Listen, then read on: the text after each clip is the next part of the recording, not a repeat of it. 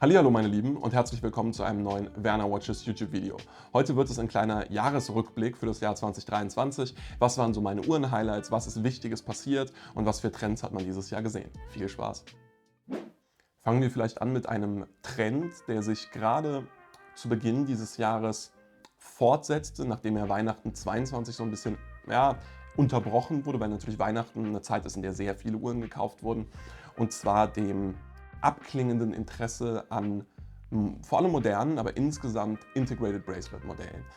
Wir haben ja noch 21 bis hin Mitte 22 ungefähr einen riesigen Hype gehabt auf diese Integrated Bracelet Modelle, auf Royal Oaks, Nautilus Modelle. Im Rahmen dieses Hypes sind natürlich auch Modelle wie die Samoritz, die mir ja persönlich sehr viel bedeutet, Vacheron Constantin Overseas, die ja sogar Teil der Holy Trinity ist, aber auch die Girard-Perregaux Laureato und ganz viele weitere sind ja so ein bisschen ins Rampenlicht gerückt und sind natürlich auch entsprechend deutlich mehr gehandelt, deutlich mehr und verkauft worden.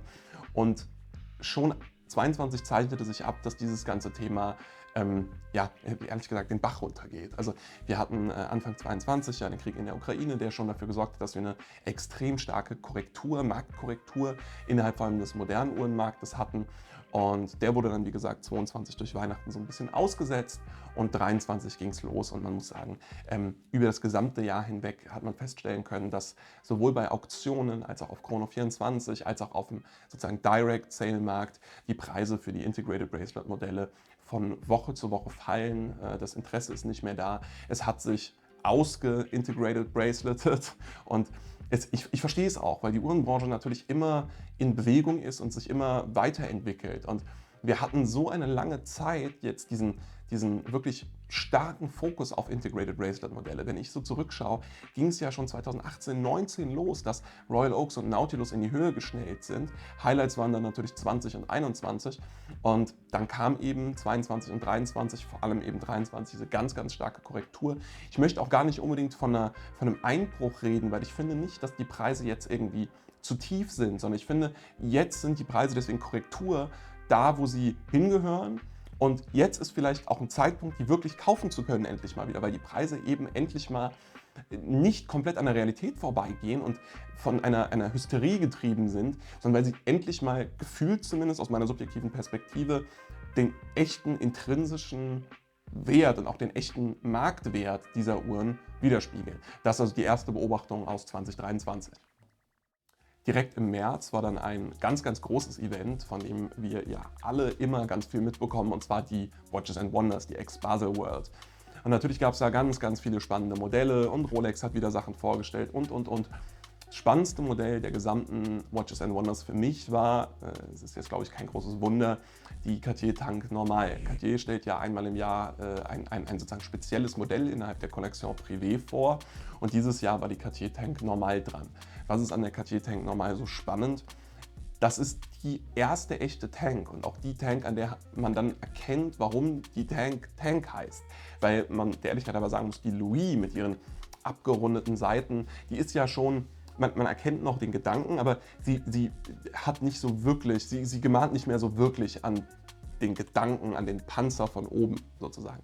Während dann, vor allem den Panzer des Ersten Weltkriegs natürlich, während die Normal mit diesen eckigeren Kanten als wirklich industrielle Uhr, die finde ich auch auf eine gar nicht so schlechte Art und Weise übrigens wieder aufgesetzt wurde, da erkennt man noch wirklich, wo dieser Gedanke herkommt. Und wie gesagt, 1917 vorgestellt war es halt tatsächlich die erste Tank und damit die erste Uhr aus dieser absolut legendären Reihe, die mittlerweile ja über 100 Jahre alt ist.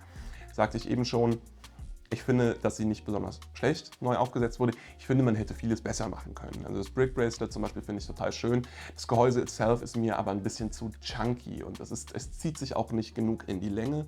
Also ich hatte das Privileg, schon einige live sehen zu dürfen seitdem und ich finde ehrlich gesagt, da ist Cartier unter ihren Möglichkeiten geblieben. Sie haben es nicht schlecht gemacht. Ich bin in erster Linie froh, dass sie die Uhr überhaupt endlich mal neu gemacht haben, aber ich finde, da sind sie unter ihren Möglichkeiten geblieben. Um diese Zeit rum erschütterte dann eine andere ganz, ganz große Neuigkeit die Branche, und zwar vielleicht die News des Jahres, zumindest mit Markenbezug. Gerald Genta kommt zurück. Natürlich nicht die Person Gerald Genta, Herr Genta ist ja leider schon vor vielen Jahren verstorben, aber die Witwe Evelyn Genta hat in Zusammenarbeit mit der Tochter und Louis Vuitton Moet Hennessy, die ja gleichzeitig für Louis Vuitton einen neuen Uhrensektor sozusagen aufgebaut haben. In Zusammenarbeit also mit LVMH wird Gerald Genta neu gegründet und es kommen neue Gerald Genta Uhren heraus. Finde ich persönlich ganz, ganz wichtig, weil wir haben gerade schon gesagt, ich habe gerade schon einen der Ikonen des letzten Jahrhunderts genannt, nämlich Louis Cartier. Der hat vor allem die erste Hälfte des 20. Jahrhunderts extrem geprägt. In der Mitte des 20. Jahrhunderts war es ganz klar Hans Wilsdorf als Gründer von Rolex. Und meiner Meinung nach ist es dann in der zweiten Hälfte des 20. Jahrhunderts Gerald Genta, der die Uhrenbranche wie kein zweiter geprägt hat. Und das zieht sich ja auch bis heute noch durch. Wir hatten ja auch über die Integrated Bracelet Modelle schon geredet. Und in dem Kontext ist natürlich die Neugründung der Marke Gerald Genta, in der die eigenen Designs und die eigenen Ideen dieser absoluten Koryphäe auf dem Bereich vor allem des Designs von Uhren sozusagen neue Bühne bekommen. Das ist natürlich eine ganz, ganz besondere Sache gewesen und ich habe lange darauf gewartet, dass das passiert. Und man hat es natürlich auch direkt auf dem Markt gemerkt. Also das muss ich so ehrlich sagen. Ich hatte zu dem Zeitpunkt schon eine Genta privat und habe dann noch eine zweite gekauft. Und man muss sagen, man hat schon extrem gemerkt, wie der Markt darauf reagiert hat. Wobei man gleichzeitig sagen muss, damit greife ich jetzt schon ein Event sozusagen auf, was viel später im Jahr passiert ist, dass natürlich dieser große, ich nenne es jetzt mal Sprung, der bei Genta hätte kommen können, der ist ausgeblieben. Insofern glaube ich, dass es aktuell übrigens ein guter Zeitpunkt ist, noch Gentas zu kaufen. Woran liegt das? Die Only Watch wurde mindestens mal verschoben, abgesagt, gibt es nicht mehr. Only Watch kennen bestimmt viele von euch. Es ist eine Benefiz-Auktion, bei der Uhren verschiedenster Hersteller, also jeder Hersteller liefert sozusagen ein Piece Unique ein, die werden versteigert und dann zu wohltätigen Zwecken. Da gab es einen riesen Trara, weil offensichtlich nicht alles zu wohltätigen Zwecken gespendet wurde und weil offensichtlich auch die Vergabe der Spenden extrem unklar war. Entsprechend wurde das jetzt erstmal gecancelt. Aber in dieser Only Watch Auktion sollte eben auch die erste neue Genta versteigert werden. Man hat sie auch gesehen. Und dadurch, dass die natürlich nicht versteigert wurde, blieb offen, wie diese Uhren vom Markt angenommen werden. Und ich bin sehr gespannt auf 2024, wo man das vermutlich sehen wird. Im Mai war dann die erste Auktionsseason des Jahres 2023 und da hat man tatsächlich zwei Dinge ganz stark wahrnehmen dürfen. Erstens, darüber hatten wir anfangs geredet, die Integrated Bracelet Modelle sind am Boden, wenn ich das so sagen darf. Man hat es zum Beispiel am Beispiel der Patek Philippe Tiffany Nautilus gesehen. Kennt ihr alle, 170 Stück limitierte Stahl-Nautilus mit dem Tiffany-Ziffernblatt. Wurde noch vor, ich glaube, 2 Jahren für 6,3 Millionen versteigert. Im Mai in Genf ist sie, glaube ich, für 3, noch was Millionen über den Ladentisch gegangen. Also der Preis hat sich innerhalb kürzester Zeit halbiert. Und das ist natürlich ganz bezeichnend und archetypisch für das, was mit den anderen Modellen passiert ist. Konträr dazu hat man gesehen, dass eine Gerald Genta Retro mit Mother of Pearl Blood und arabischen Indizes, eine ganz, ganz selten, also tatsächlich Arabic Numerals, nicht arabisch ausgeschriebene Zahlen, sondern Arabic Numerals, ganz, ganz selten, stark limitiert, die ist für fast 40.000 zum Beispiel über den Ladentisch gegangen. Eine Uhr, die davor vielleicht bei 10.000 oder 12.000 gehandelt worden wäre und auch ähnlich geestimated war. Ich glaube, Estimate war irgendwie 5 bis 10 oder 6 bis 12 oder sowas. Und dass die dann für so einen Hammer-priced wurde sozusagen, ist schon erstaunlich und zeigt eben, in welche Richtung sich Genta meiner Meinung nach bewegen kann. Der Sommer war dann geprägt von vor allem einer Bewegung, die ich ganz stark wahrgenommen habe. Ihr wisst, ich habe mich sehr stark im Bereich der Vintage Cartier Santos Modelle platziert, Vintage Cartier Santos Carré und Galbe, 78 bis in die frühen 2000er hinein. Und der Sommer war der Beginn des Verständnisses für die Besonderheit der speziellen Ziffernblätter in eben diesen Cartier Santos Modellen. Das gilt natürlich in allererster Linie für die Carré-Modelle, wo wir ja 2 besondere Ziffernblätter haben, nämlich das Burgundy und das Gunmetal-Ziffernblatt, das mittlerweile auch Ghost genannt wird. Und Gleiches galt aber auch für die Galbe-Modelle, zum Beispiel mit dem eisblauen Ziffernblatt. Und das war ein Trend, den man eigentlich hätte kommen sehen können, denn im Laufe des Jahres ist die Begeisterung für Cartier generell, muss man sagen, aber natürlich vor allem für das Zugpferd der Marke Cartier, nämlich für die Santos, extrem gestiegen. Und die Preise sind natürlich auch sowohl für Santos Carré als auch für Galbe, ich möchte jetzt nicht sagen durch die Decke gegangen, aber sie haben sich schon positiv entwickelt. Und was ich immer gesagt habe, war, dass ob der Seltenheit und natürlich auch der immensen Ästhetik dieser speziellen Zifferblätter, also dem Ghost und dem Burgundy-Blatt, diese Modelle eigentlich noch unter Wert waren. Und dann trat im Sommer so ein recht starker Hype los, vor allem für das Gunmetal, also Ghost Style, ausgelöst wegen ein paar Posts einiger sehr starker Social-Media-Charaktere. Und im Laufe dessen sind die Preise gerade für die Ghost eben immens gestiegen. Das gleiche passiert gerade mit der Burgundy. Ich muss sagen, die Preise sind teilweise in eine Höhe geschnellt, in der ich die Uhr nicht mehr sehe. Da bin ich ganz transparent. Auch ich verkaufe Ghosts, klar. Aber ich bin der Meinung, dass einige dieser Preise wirklich zu hoch gewesen sind. Also mir sind Geschichten zu Ohren gekommen, dass einige Ghosts für bis zu 25.000 US-Dollar verkauft wurden. Das halte ich ehrlich gesagt für zu viel. Das ist Quatsch, das steht meiner Meinung nach nicht für die Uhr, es steht nicht für die Seltenheit, weil so selten eine Ghost auch ist, und das ist sie, vor allem in gutem Zustand, denn die allermeisten Ziffernblätter bleichen aus oder werden gegen Serviceblätter ersetzt oder wie auch immer. So selten sie auch ist, ist es meiner Meinung nach noch bei der aktuellen Marktdynamik um diese Uhren drumherum keine 25.000 US-Dollar Uhr. Ich glaube, da müssen wir uns alle nichts vormachen. So. Gleiches passiert jetzt übrigens aktuell mit der Burgundy, so sehe ich das zumindest. Die Burgundy kommt gerade ganz, ganz stark. Und das war bezeichnend für den Sommer. Ich hatte ja auch 2 von diesen wunderschönen eisblauen Ziffernblättern in der Santos Sky B, eigentlich sogar 3, weil ich natürlich auch noch ein Damenmodell hatte. Und gleiches Geld hier. Das war ein Modell, was ganz lange wenig bis keine Zuneigung bekommen hat, weil die Leute natürlich bei Cartier schon auch immer dieses klassische Ziffernblatt mit den römischen Indizes und dieses weiß und dann die schwarzen oder blauen römischen Indizes sehen die Leute ja meistens schon. Und es ist aber tatsächlich spannend, wie selten Cartier davon weggegangen ist und wie selten, und wenn dann einmal die Begehrlichkeiten wachsen, auch teuer natürlich etwaige Modelle mit speziellen Ziffernblättern werden können. Das hat man also im Sommer ganz stark gesehen, da ging es los, hat sich aber wirklich bis jetzt in den November und Dezember durchgezogen. Eine weitere Beobachtung, die ich dieses Jahr machen konnte und gemacht habe, war übrigens auch viel im Sommer, dass gerade Ziffernblätter und vor allem die sogenannten Stone Dials total im Trend sind. Wir haben alle gerade Anfang des Jahres und Mitte des Jahres den Hype um die Stellar Dials verfolgt, der ja auch immer noch da ist. Das sind ja diese bunten Lackblätter bei Rolex, und man nimmt wahr, gemessen übrigens auch natürlich an Ghost und Burgundy Blatt, aber auch zum Beispiel an Stone Dials, dass die Leute immer mehr Interesse an außergewöhnlichen Uhren haben, an Uhren, die vielleicht nicht mehr so klassisch sind. Ich hatte vorhin schon mal erwähnt, dass natürlich die Uhrenbranche sich immer in so einer stetigen Entwicklung befindet. Und es ist ja auch nachvollziehbar und logisch, dass wenn über viele Monate und Jahre hinweg ein bestimmtes Territorium abgegrast wird, und dann wird man ja von allen Seiten beschallt. Man sieht es in den Auktionen, man sieht es in den Schaufenstern, man sieht es in den Magazinen, man sieht es bei den Auktionen, man sieht es auf YouTube, man sieht es auf Instagram natürlich, man sieht es überall in den Chats, und dann ist ja klar, dass die Leute sich mittelfristig darin satt sehen und nach was anderem suchen. Und ich finde es ganz, ganz spannend, dass dieses andere eben in eine sehr ausgefallene Richtung geht. Die Leute wollen sich selbst mehr ausdrücken und wollen individueller sein mit ihren Uhren.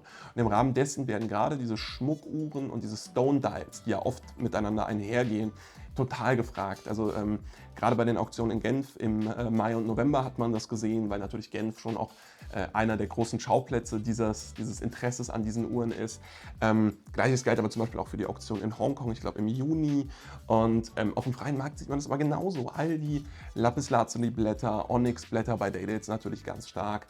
All diese Blätter sind immens in die Höhe geschossen, natürlich verbaut in Uhren, wobei die Blätter alleine auch, sind immens in die Höhe geschossen, weil natürlich einfach ein immenses Interesse daran besteht, eben ein bisschen weg von der Masse zu gehen, ein bisschen wegzugehen von dem nächsten weißen Ziffernblatt auf einer Day-Date oder weißen Ziffernblatt mit schwarzen römischen Indizes auf einer Cartier. Natürlich ist das klassisch und es ist wunderschön, und ich würde niemandem empfehlen, beispielsweise mit einem Stone Dial anzufangen. Das ist ein sehr komplexes Thema, die brechen schnell, die haben schnell Cracks und so weiter. Aber gerade die Sammler, die schon die eine oder andere Uhr haben, die sich ausprobieren wollen, die vielleicht, wie gesagt, sich noch individueller ausdrücken wollen mit einer Uhr, Die haben sich meiner Meinung nach ganz stark, und das sind übrigens oft auch einfach die Meinungsmacher innerhalb der Branche, und die haben sich ganz stark auf diese Stone Dials und diese Schmuckuhren geschmissen, wo natürlich, das muss man so ehrlich sagen, Piaget einer der absoluten Vorreiter ist. Also wir haben letztes Jahr 2022 haben wir ganz starken Cartier-Hype gesehen. Davor, also Anfang 2022, war Cartier sehr günstig, sehr uninteressant für viele, und 2022 war das Jahr, in dem Cartier ganz viel Aufmerksamkeit bekommen hat, auch wenn es mit den Preisen so wirklich nachgezogen ist, erst 23. Und ich sehe, dass 23 genau das gerade mit Piaget passiert. Ob es die Protokolle ist, ob es die Polo ist, ob es teilweise auch Damenmodelle sind und so weiter. Wir haben einfach Uhren, die sehr elegant, sehr schmuckig sind, die einen sehr hohen intrinsischen Wert haben, weil sie eben oft aus Massivgold sind, Manufakturwerke verbaut haben und eben ganz oft auch Stone Dials und so weiter haben, die wirklich handwerklich gefertigt wurden, die aber preislich aktuell noch total attraktiv sind und die sozusagen die Bewegung, dass immer mehr Leute die Uhren kaufen, dass immer mehr Leute die Uhren posten, zeigt mir schon, in welche Richtung es geht. Und da ist Piaget auch nur ein Beispiel für eine Kategorie an Uhr. Viele von euch haben zum Beispiel auf Instagram vielleicht meine Lapis Lazuli Zenit Movado gesehen, die ich kaufen durfte. Gilt das Gleiche. Eine verrückte, ausgefallene Uhr mit einer Schmuckschließe, einer ganz spannenden, und dann eben mit einem Lapis Lazuli Ziffernblatt. Das ist natürlich keine Piaget, aber sie spielt in dieser Kategorie mit. Gleiches gilt übrigens auch für die Platin Omega, die ich habe, aus den 80er Jahren, mit diesem wunderschönen, das ist nicht klassisch guillochiert, aber guillochierten Ziffernblatt und diesem verrückten Gehäuse mit den Brillanten auf den Indizes. Das sind die Uhren, die ich in den vergangenen Monaten habe kommen sehen und ehrlich gesagt auch in den kommenden Monaten kommen sehe. Dann kam schon der November, und im Laufe des Novembers hat man einige Sachen ganz, ganz stark merken dürfen. Ein ganz spannendes Thema ist, dass Cartier, die Marke, die ich so inniglich liebe, auch über die Santos-Modelle hinaus Aufmerksamkeit bekommen hat. Wir hatten im gesamten Jahr 2023 Aufmerksamkeit auf eigentlich 2 Cartier-Modelle. Auf die Santos-Modelle, da zähle ich jetzt auch mal die Dumont mit dazu, und auf die Crash. Und im November 2023 ist was ganz Spannendes passiert bei der Antiquorum-Auktion in Genf. Und zwar wurde die Cartier Bamboo, die ja im Laufe des Jahres 2023 schon extrem viel Aufmerksamkeit bekommen hat, diese Uhr wurde bei Antiquorum eben für 50.000 Schweizer Franken versteigert. Und das war das erste Mal, dass ich mich so wirklich erinnern kann, dass ein Modell, was in oder nach den 70ern gebaut wurde von Cartier, was keine Crash ist, für so einen Preis gegangen ist und auch so einen Rückhalt bekommen hat. Ich meine, wir haben einige ganz große Influencer und auch Händler in dem Kontext, den Mike Nouveau, aber auch den Johnson zum Beispiel aus Hongkong, die für dieses Modell extrem die Werbetrommel gerührt haben. Ich kann verstehen, warum. Ich kenne diese Uhr sehr, sehr gut. Und das war für mich das erste Zeichen, und das wurde im November gesetzt, dass Cartier auch außerhalb der Santos- und Crash-Kollektion Potenzial hat, Modelle auf den Markt zu werfen, die immenses Interesse erzielen. Nicht zuletzt ob der immensen Seltenheit dieser Uhren. Ich meine, gerade die Louis Cartier Collection, die in den 70er Jahren sozusagen erfunden wurde und die ersten Modelle in den 70er Jahren kamen. Gerade diese Louis Cartier Collection ist eine, in der die Uhren unfassbar selten gebaut wurden, ist eine mit unfassbar hochwertigen Uhren für Uhren, die jetzt gerade aber noch extrem günstig, extrem bezahlbar sind. Und die Bamboo war für mich eines der ersten Anzeichen, dass sich eben genau das ändert, dieses Jahr angefangen hat, sich zu ändern und dass da Räder ins Rollen gekommen sind.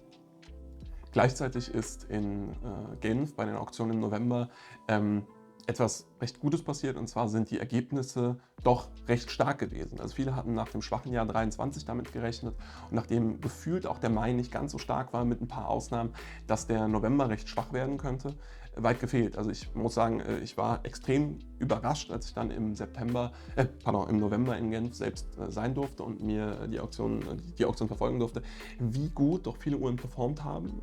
Klar, auch da gilt, die Integrated Bracelet Modelle sind weit unter vielen Erwartungen geblieben. Moderne Rolex haben nicht mehr gut performt. Auch die besetzten modernen Rolex-Modelle, also die Off-Catalog-Modelle, haben nicht mehr gut performt. Aber in Summe lief das Auktionsgeschehen doch deutlich besser, als viele erwartet hätten. Nun nehmen wir dieses Video Anfang Dezember auf. Das bedeutet, ich kann euch jetzt nur sehr schwer einen Ausblick auf das geben, was jetzt irgendwie im Dezember passiert. Prognosen sind schwierig, vor allem wenn sie die Zukunft betreffen. Was ganz spannend wird, sind die Auktionen in Hongkong, die jetzt in den kommenden Tagen stattfinden. Ich glaube, die werden die Auktionstrends des Jahres 2023 nochmal sinnvoll abschließen und natürlich auch einen Trend für 2024 setzen. Und natürlich ist es so, dass das Weihnachtsgeschäft schon auch einen großen Boost im Dezember bringt. Und natürlich viele Uhren, die man normalerweise vielleicht nicht gekauft hätte, weil sie ein Stück zu verrückt vielleicht einfach sind oder zu ungewöhnlich sind, die schenkt man sich jetzt an Weihnachten. Da kann man das anders rechtfertigen. Und das finde ich immer ganz schön, dass an Weihnachten auch Uhren verkauft werden, die ich als jemand, der sich mit dem Thema ständig beschäftigt, cool finden, weil ich gehe auch gerne ein bisschen weiter, die aber viele andere sonst nicht kaufen würden. Und das sind Modelle, die jetzt gerade an Weihnachten gut funktionieren. Nicht zuletzt natürlich auch regelmäßig Geschenke und so. Also das ist das, was ich jetzt vom Dezember und entsprechend Weihnachten erwarte. So, das war's schon wieder mit dem Video. Ich möchte aber noch ein paar Worte sagen, denn das ist heute das letzte Video des Jahres 2023. Wir haben den 30.12. und das nächste Video erscheint erst am 6.1., ergo im neuen Jahr. Ich bin wahnsinnig stolz und möchte euch allen ganz großes Dankeschön aussprechen dafür, was hier in den letzten 365 Tagen entstanden ist. Ich hätte niemals gedacht, als ich am 1.1. den Kanaltrailer hochgeladen habe, dass wir innerhalb eines Jahres um die 100.000 Aufrufe generieren und weit über 1.300 Abonnenten hier sich zusammenfinden. Ich bin total stolz, dass ich es gerade im deutschsprachigen Vintage-Uhrenbereich schaffen konnte, denn der ist klein und ich finde auch ehrlich gesagt, mein kleiner Appell, der muss größer werden. Die Deutschen sind da noch ein bisschen zu konservativ, was Vintage-Uhren angeht. Ich möchte aber all den Zuschauern, die das offensichtlich schon verstanden haben oder gerade dabei sind, es zu verstehen, wirklich herzlich danken, dass ihr die ganze Zeit dabei wart, dass ihr wahrscheinlich jede Woche die Videos geschaut habt. Mein Videograf und ich haben uns sehr, sehr viel Mühe gegeben, hier euch jede Woche Content zu bringen und auch meiner Meinung nach hochwertigen Content zu bringen. Ich bin extrem gespannt, was die nächsten Jahre für uns parat halten. Das Projekt fängt gerade erst an und wir haben ein paar ganz, ganz große Sachen für die nächsten Monate und Jahre geplant. Es werden sich Dinge auf dem Kanal verändern, aber allesamt zum Guten. Ich möchte aber natürlich nicht nur den deutschen Zuschauern, sondern auch den nicht deutschsprachigen Zuschauern danken. Ich kriege regelmäßig Nachrichten von Kunden und oder Zuschauern aus dem Ausland, die ebenso fleißig mit Untertiteln die Videos verfolgen. Das freut mich immer riesig, weil es natürlich auch ein immenser Aufwand ist, den die auf sich nehmen, weil es ist schon nochmal was anderes, so ein 20-, 30-minütiges Fachgesimpel mit Untertiteln zu verstehen, als auf sozusagen der Muttersprache. Insofern auch vielen Dank an die Zuschauer, die nicht aus Deutschland kommen und oder deutschsprachig sind.